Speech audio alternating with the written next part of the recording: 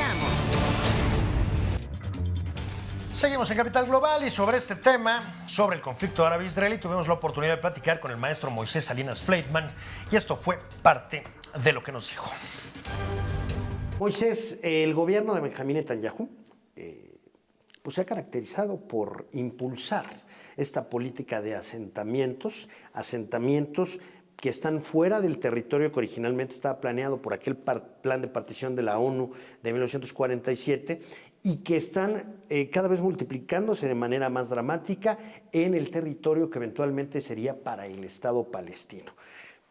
Quizá lo que se busque es generar un hecho consumado que haga que en el futuro próximo, quizá no muy lejano, ya de plano, resulte sencillamente impracticable la idea de entregarle a Palestina estos territorios para que tenga un Estado soberano en ellos. ¿Por qué? Porque son tantos los asentamientos y tantos los pobladores de estos asentamientos que esto ya sale de lo posible. ¿Qué visión tienes tú al respecto?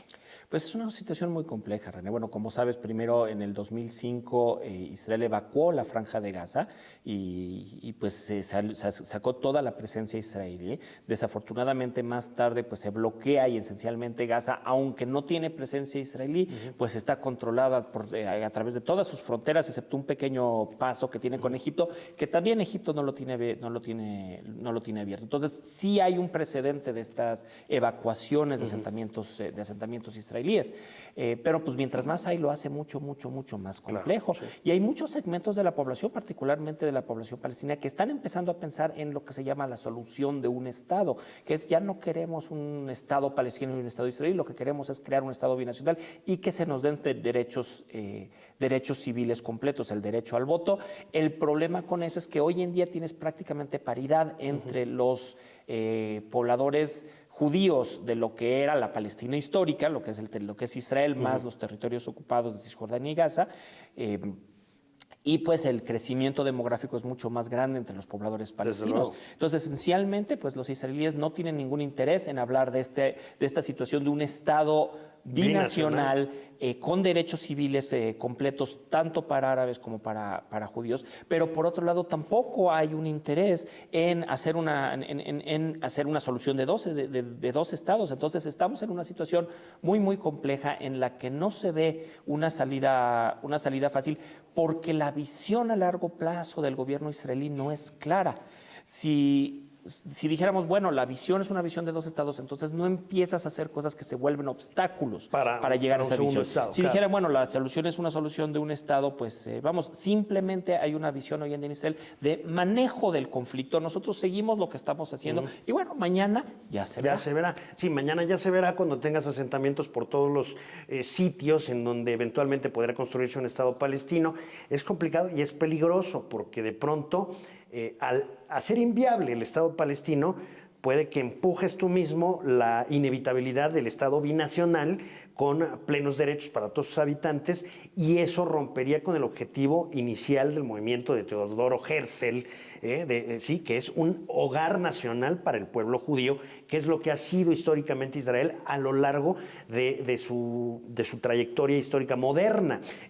Hoy por hoy, hay que decirlo también, hay árabes israelíes, o sea, hay cerca de 1 millón, quizá más de 1 millón de árabes que tienen la nacionalidad israelí, que tienen derecho al voto, en fin, todo, incluso representación en la Knesset, lo que se quiera. Lo que sí es que efectivamente la tasa de natalidad es mayor entre los palestinos que entre la población judía, y entonces un Estado binacional eventualmente dejaría de ser un Estado judío y se convertiría quizá en el Estado en donde la minoría judía sería la más grande del mundo, pero ya se perdería este concepto, ¿no?, que los judíos persiguieron durante muchos años y no de manera gratuita, porque pues quizá han sido el pueblo más perseguido de la historia, ¿no? Ciertamente, y pues este tema precisamente de autodeterminación, que el movimiento sionista pues surge como este movimiento de liberación, un movimiento de derechos humanos que lo que buscaba era un derecho fundamental de todo pueblo, que es el derecho a la autodeterminación.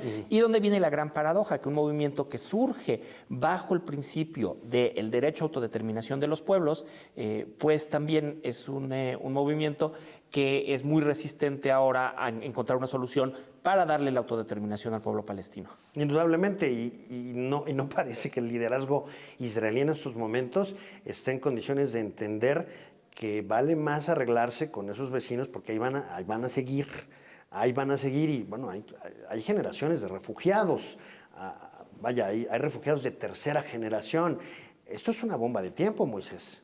Ciertamente, y los parámetros pues son muy claros, o sea, todas las grandes propuestas que han llegado a ser consensuadas, la propuesta de Clinton, la propuesta de la Liga Árabe, la propuesta de Ginebra, que es una propuesta que fue hecha por sociedad civil, por líderes de sociedad civil, tanto palestinos como israelíes en Ginebra, en Suiza, todas tienen aproximadamente los mismos parámetros de fronteras alrededor de lo que es la línea del armisticio del 67 o que se conoce como la línea verde, evacuación de los asentamientos, regreso de los refugiados a los territorios que serían el futuro Estado palestino. Sí.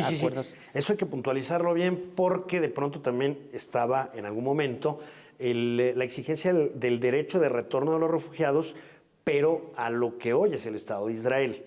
Y esto era peligroso pues, por una cuestión demográfica simple, ¿no?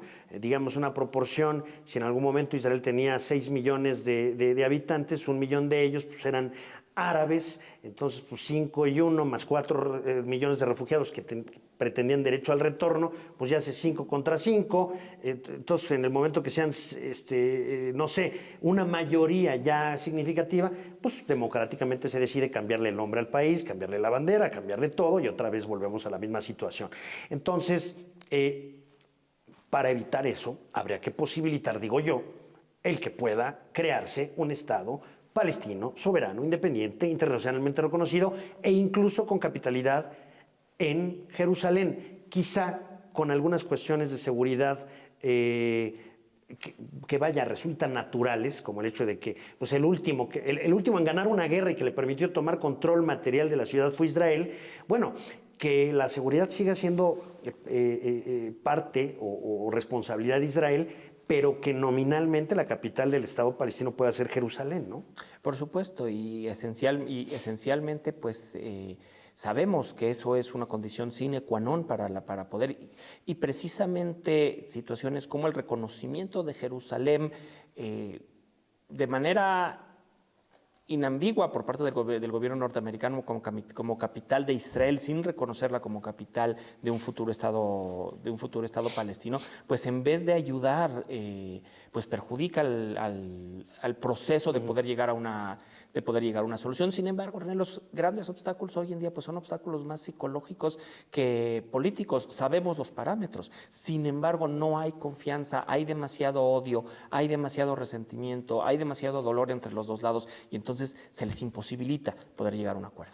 Ahora habrá que cambiar también quizá los interlocutores.